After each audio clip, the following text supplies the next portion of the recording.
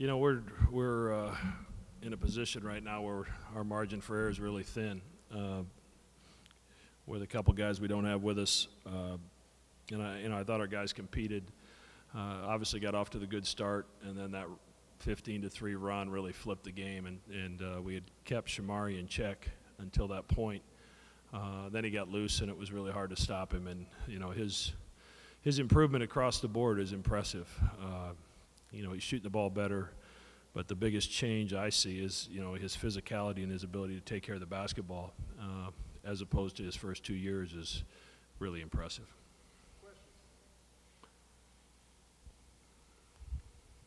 Coach, you led by 9 first half at one point, and then they proceed to go on that 18-3 run. What shifted in the first half? You know, like I said, Shamorie got it going. I don't think he'd scored much to that point. We kept him in check. Simon hit a three during that stretch. You know, we were okay giving that up. It's a difficult matchup for us when they essentially have the 5 guards on the floor, because we have to find somewhere to put Krompel. So we put him on Simon, and they exposed that at times during that stretch. Coach, how difficult is it to game plan for a team that's playing those 4 guards or 5 guards at a time when you're trying to play a more traditional lineup on offense and defense? It's difficult, and you know, we probably play as small as anybody else in the league, so it's maybe easier for us than it is some. But you know, we still have to find somewhere to put our center, and you know, there's not really a great matchup. In the first half, I thought, you know, Shamorie really hurt us the second half. I thought their ability to get Mustafa on some post isolations really hurt us. You know, we're playing, you know, a couple point guards together in Mintz and Zagorowski right now with Jefferson out. So, you know, Alexander, Zagorowski, and Mintz. You know, somebody's got to guard Clark, and somebody's got to guard Mustafa, and it's either one of those is a hard matchup. In terms of the way that Figueroa has changed what St. John's looks like, I mean, what were your impressions? You know, on film, I was just so impressed with his range. You know, he forces you to really guard him 6, 7, 8 feet behind the 3-point line, and you know, the space that creates for a guy like Ponds to operate.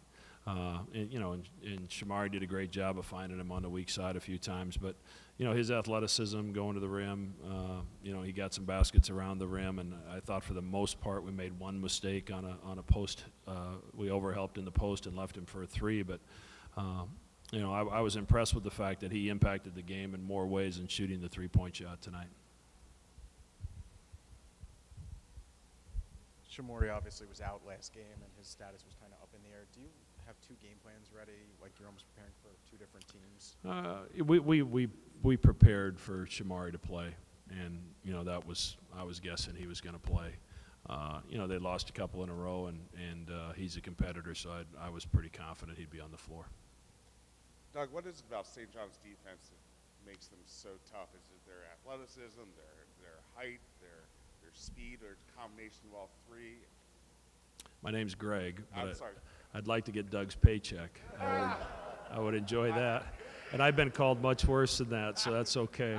But you know, they're difficult to guard. They're just it's a hard matchup. The versatility throughout their lineup. You know, they can slide Clark into the post. You know, they'll slide Simon or Shamorie into the post if they got a matchup.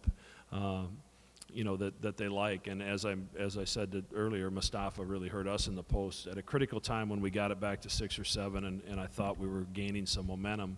You know, they were able to isolate us on the block and score some baskets. So it's a, you know, we're not the only ones that have a hard time matching up with them. They've done a good job of that all season. 2 more.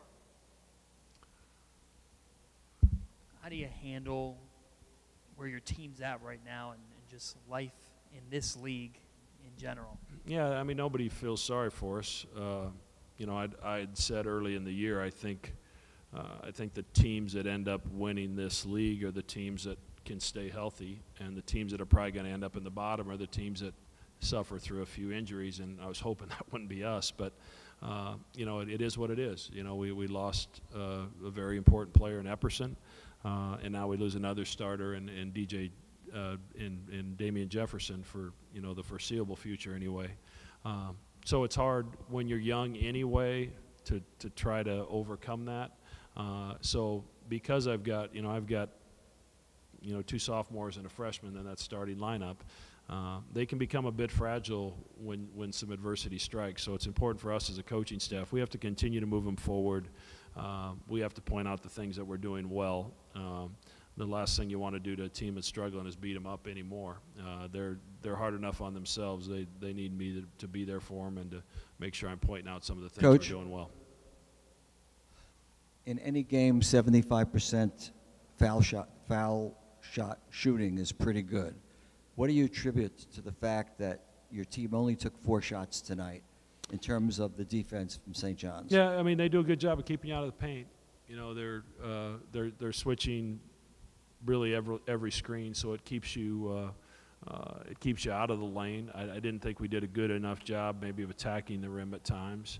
And, you know, we're a team that shoots a lot of 3-point shots. That's how we're built. That's how we've been successful. I don't want guys turning down open threes. And, you know, I have to review the film to see if the quality of those shots is what we were hoping that it would be.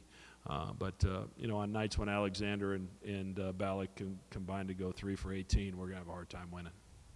Thank you.